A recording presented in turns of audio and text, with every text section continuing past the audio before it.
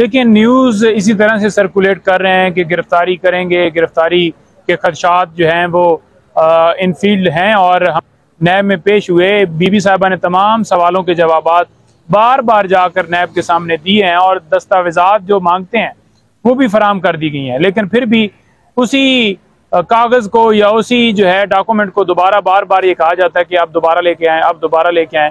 मुझे तो कोई समझ नहीं आती। मिसाल के तौर पर इसका नाम है जी कलीमुल्लाह, तो मैं इससे पूछूं कि आपका नाम क्या है, ये कहें कलीमुल्लाह। मैं 200 दफ़ा पूछूं, जब नाम उसका कलीमुल्लाह है तो उसने कलीमुल्लाह ही बताना है। तो यही प्रोसेस किया जा रहा है, कुछ नहीं, सिर्फ तंग किया जा रहा है और कोई नहीं है। लेकिन वो तंग नहीं होते क्योंकि उन्हें पता है कि ये एक मकसद है, चाहे उनकी बहनें हों, चाहे वो हों, चाहे खान साहब हो। तो ये एक हरासमेंट करने का एक प्रोसेस है जो वो कर रहे हैं, लेकिन उसे फ़र्क नहीं पड़ता। अगर मेरिट पर अब गिरफ्तारी के हवाले से आपको बता दूं कि जो खान साहब की गिरफ्तारी डाली गई है तोशाखाना केस के अंदर और अलकादर ट्रस्ट केस के अंदर, उसमें इनकी बदनीति क्या थी? बदनीति ये थी कि पहले जो जमानतें खारिज हुई हैं वो इस बुनियाद के ऊपर हुई थी कि खान साहब जो हैं वो अदालत के अंदर पेश नहीं हुए, हालांकि वो जेल में थे और उन्हें हुक्म देना था अदालत ने और गवर्नमेंट ने इंतजामात करने थे और उन्हें पेश किया जाना था। वो जमानतें अदम हाजिरी के ऊपर खारिज कर दी गई, उनको चैलेंज किया गया दोनों ऑर्डर्स को। तो यहाँ पर इस्लामाबाद हाई कोर्ट में मेरा ख्याल में महीना या महीने से ज़्यादा टाइम जो है वो लगा और उसमें डिसाइड ही नहीं किया गया। अगर वो डिसाइड कर दी जाती, जैसे कि 9 दरखास्तें दीगर जो थी वो डिसाइड हुई और वो बेल्स जो हैं बहाल हो गई, तो ये भी बहाल हो जानी थी। सिर्फ इसलिए नहीं डिसाइड की गई कि इमरान खान साहब की गिरफ्तारी डाली जाए। और पहले गिरफ्तारी क्यों नहीं डाली गई, उसका मकसद ये था कि जनाब इमरान खान साहब की अगर साइफर केस के अंदर ज़मानत होती है तो उस टाइम के ऊपर हम गिरफ्तारी डालेंगे या उससे कुछ दिन पहले डालेंगे। अब इनको ऐसा मुझे लग रहा है कि फील हो रहा है कि खान साहब की ज़मानत जो है सुप्रीम कोर्ट से होती हुई शायद इनको नज़र आ रही है, या क्योंकि केस तो है कोई नहीं, केस तो लीगली देखा जाए तो ट्रायल कोर्ट के अंदर या हाई कोर्ट के अंदर हमने कोई ऐसी चीज़ नहीं देखी।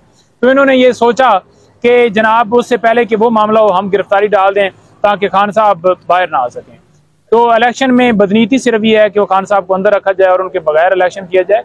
अदालतों के ऊपर ये जिम्मेदारी है और इस वक्त जो बुनियादी इंसानी हकूक़ की खिलाफवर्जियाँ पूरे मुल्क के अंदर हो रही हैं उसके ऊपर स्टैंड लें और लोगों को इंसाफ फराहम करें, उनके बुनियादी हकूक़ जो हैं उनका तहफ़्फ़ुज़ करें। आज ने भी कानूनी टीम और रिमांड भी लेगी खान साहब, क्या लगता है कि खान साहब जेल से बाहर आएंगे या जेल से रिमांड मिल जाएगा? देखें, हम ये देख रहे हैं कि एक नोटिफिकेशन जो है करने की तरफ जा रहे हैं कि एक नैब ने कोई ख़त लिखा है जो हम मीडिया के ऊपर ही देख रहे हैं कि जेल के अंदर ही जाकर रिमांड लिया जाए। तो अब देखते हैं कि वो नोटिफिकेशन क्या होता है। और इस दूसरी तरफ अगर देखा जाए तो जेल के अंदर जो ट्रायल हो रहा है उसके ऊपर हुक्म इम्तना जो है वो जारी हुआ है। तो ये सारी चीज़ें देखनी पड़ेंगी कि क्या फिर भी वो इस तरह का काम करते हैं जब यहाँ पर स्टे जो है जेल के हवाले से हुआ है।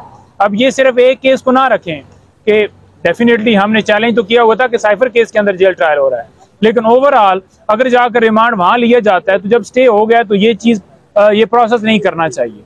तो हमारी अब देखते हैं कि क्या आगे किया जाता है।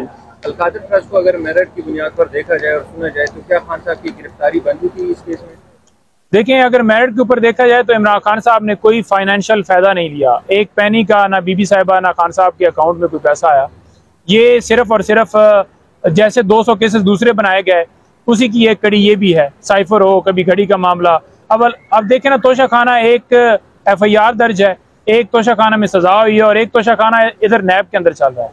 तो हमेशा ये होता है कि जो क्रिमिनल लॉ है वो ये कहता है कि अगर एक जुर्म होगा तो उसकी एक क्रिमिनल प्रोसीडिंग होगी। ये नहीं होगा कि एक जुर्म के ऊपर एक, फॉर एग्जांपल एक बंदे का मर्डर हुआ है तो झांग में भी पर्चा दर्ज कर दिया जाए, कराची में भी हो जाए, लाहौर में भी हो जाए, उसकी एक जगह पे कार्रवाई होगी जिस जगह के ऊपर वो हो।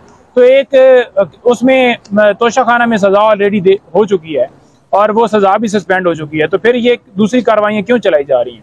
तो इनका कोई मकसद नहीं है, सिर्फ और सिर्फ महज जो है ना वो एक तो मीडिया ट्रायल और दूसरा सिर्फ खान साहब को इलेक्शन से बाहर रखने के लिए।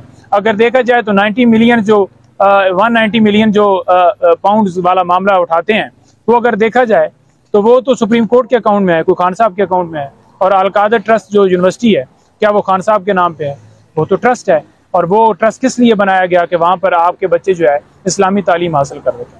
अच्छा नईम साहब, ये बताइएगा, फाइनल सवाल है, ये जब 90 मिलियन पाउंड पाकिस्तान वापस आ गई है पैसे सुप्रीम कोर्ट का गाँव में, तो उस टाइम नैब जो है इस चीज़ को सेलिब्रेट कर रही थी कि हमने रिकवरी की है, लेकिन आज जो है वो नैब कह रहा है कि ये गलत तरीके से आ गए। तो क्या ये दोहरा मयार नहीं है नैब का?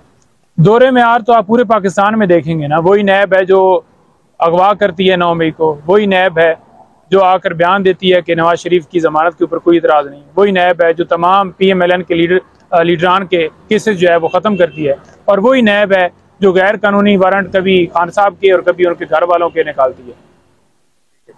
देखें, जो हमारा आइन है ना वो बड़ा वाज़ेह है, उसके अंदर आप किसी की इज़हार राय, किसी की स्पीच, किसी के बोलने के ऊपर पाबंदी नहीं लगा सकते। और बात यह है कि अगर किसी के ऊपर कोई जुर्म है, जुर्म तो वो साबित होगा तो उसके बाद पता चलेगा कि ये जुर्म साबित हुआ है।